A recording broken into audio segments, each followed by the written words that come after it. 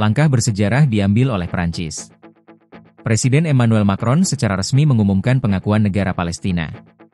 Langkah ini disambut positif banyak pihak, namun membuat Israel dan sekutunya, Amerika Serikat, sangat geram.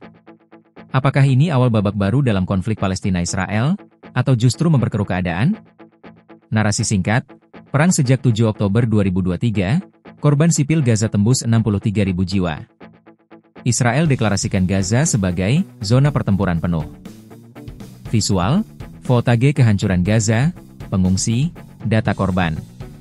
Dengan kondisi kemanusiaan di Gaza yang semakin buruk, dunia semakin tertekan untuk bertindak. Dan kini, Prancis mengambil langkah besar yang bisa mengubah arah diplomasi internasional. Macron tegaskan pentingnya negara Palestina demi perdamaian abadi.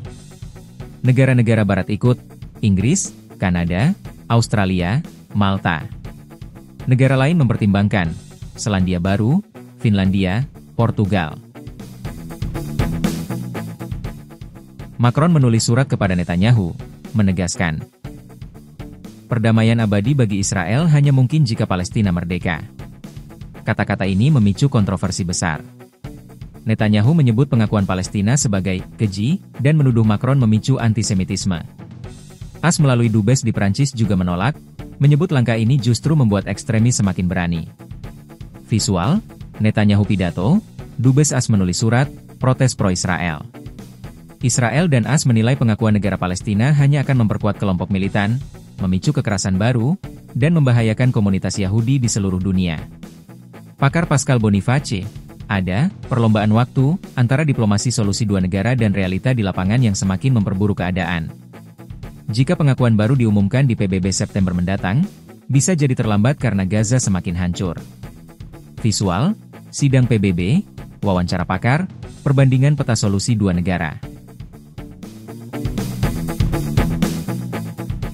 Jika semakin banyak negara barat bergabung, maka tekanan pada Israel dan AS akan semakin kuat. Namun, apakah cukup untuk memaksa perubahan strategi militer Israel? Untuk Palestina, pengakuan ini memberi legitimasi politik baru, meski masih simbolis. Untuk Israel, semakin terisolasi di kancah internasional, risiko sanksi dan tekanan diplomatik meningkat.